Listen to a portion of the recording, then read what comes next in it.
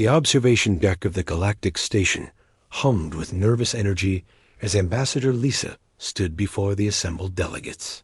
Representatives from 17 species watched her with varying degrees of curiosity and concern.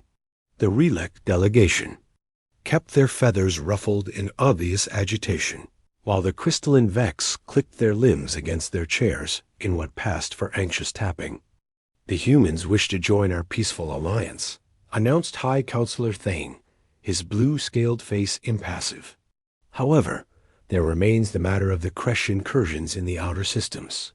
A ripple of fear passed through the assembled aliens.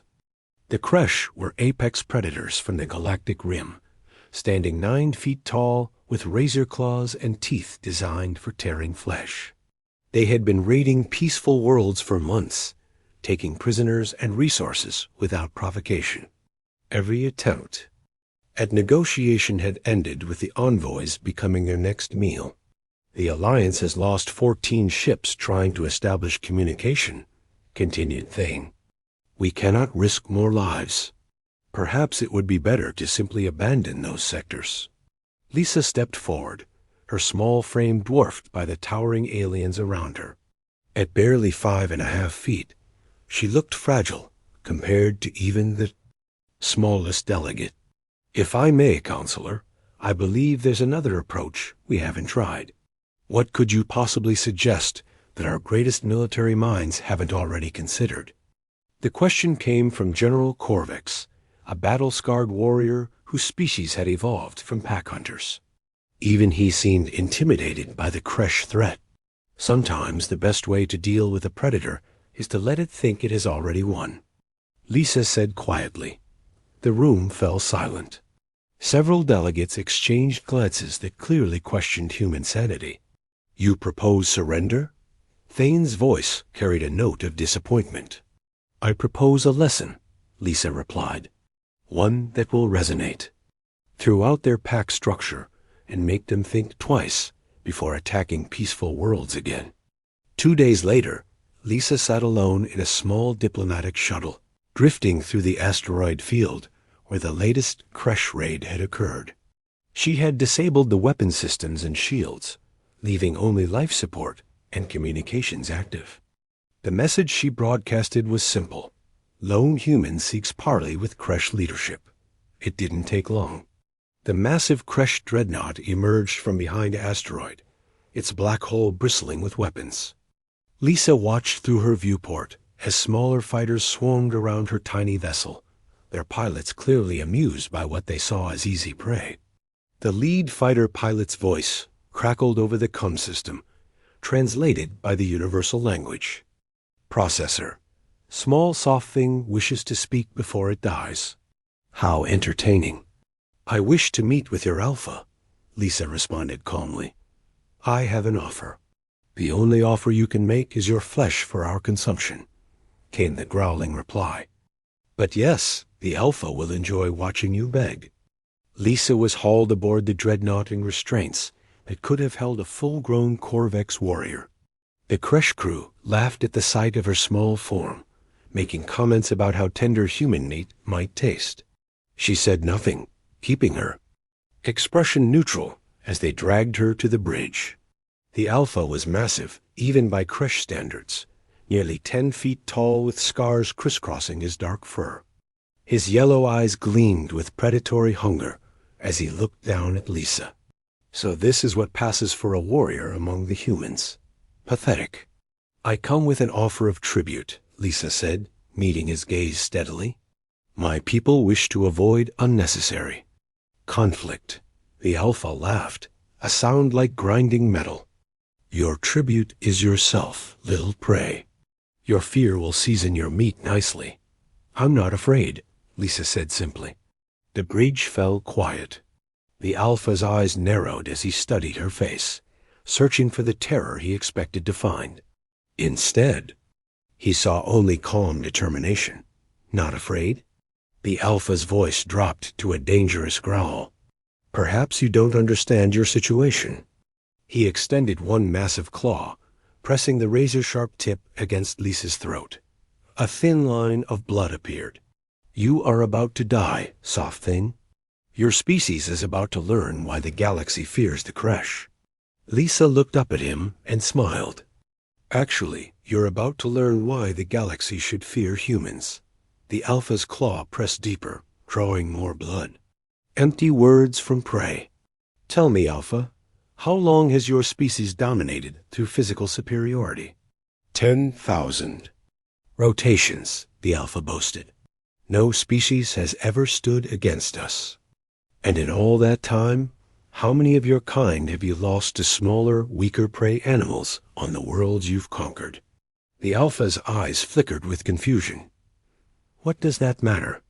On my homeworld, we have a saying, Lisa continued, ignoring the pain from the claw at her throat. It's not the size of the dog in the fight. It's the size of the fight in the dog. Enough riddles, the Alpha snarled, raising his other claw to deliver the killing blow. Lisa didn't flinch. I also disabled my ship's safety protocols before. I came aboard. The Alpha paused, claw still raised. My vessel is currently on a collision course with your engine core, Lisa explained conversationally. The impact won't destroy your ship, but it will disable your jump drive and leave you stranded in this system. Several crew members rushed to their stations, checking sensors. One of them looked up with alarm. She speaks truth, Alpha.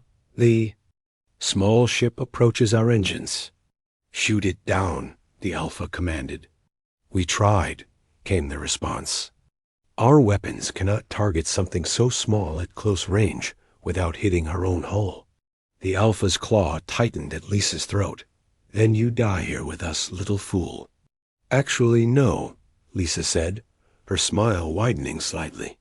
I'm wearing a personal shield generator. It's been charging since I came aboard. In about 30 seconds, it will activate, creating a barrier that your claws cannot penetrate. Impossible. Our sensors detected no such device. Human technology isn't always what it appears to be, Lisa replied. We've learned to be creative when facing larger predators. The Alpha's crew was becoming agitated, checking and rechecking their instruments. Alpha, one called out, there is indeed an energy buildup around the human. For the first time, uncertainty flickered in the Alpha's yellow eyes. Here's what's going to happen, Lisa said, her voice taking on a harder edge.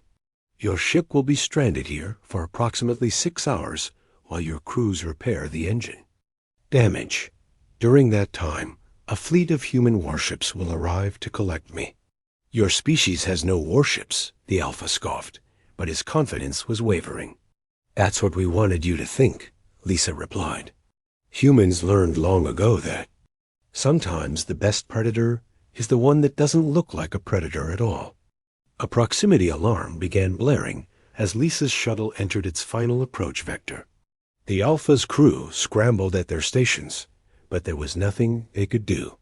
The small vessel struck their engine housing with surgical precision, sending shudders through the massive dreadnought. Engines offline, reported the engineering station. Jump drive inoperative. The Alpha stared down at Lisa, beginning to understand that he had gravely miscalculated. What do you want?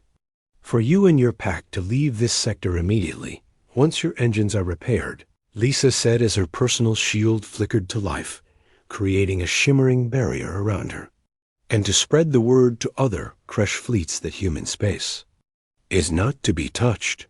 Why should we fear such a small, weak species? Lisa's smile turned cold. Because we don't just fight back, Alpha. We think ahead. We plan. We set traps. And when a predator threatens our pack, we make sure it never threatens anyone again. On cue, dozens of ships decloaked around the Kresh dreadnought. Human vessels, sleek and bristling with weapons that the galaxy had never seen before. The Kresh crew's instruments went wild as targeting systems locked onto their ship from every angle. 6 hours, Alpha, Lisa said as her shield began to pulse. With increasing intensity. I suggest you use them wisely. The Alpha stepped back, his primal instincts finally recognizing a superior predator. In that moment, he understood that the small, seemingly helpless human had orchestrated every element of this encounter. When the human fleet arrived to collect their ambassador, they found her sitting calmly in the creche bridge, surrounded by a crew too stunned to move. The Alpha had learned his lesson well, and within hours, word began spreading through creche space about the species that looked like prey but hunted like apex predators.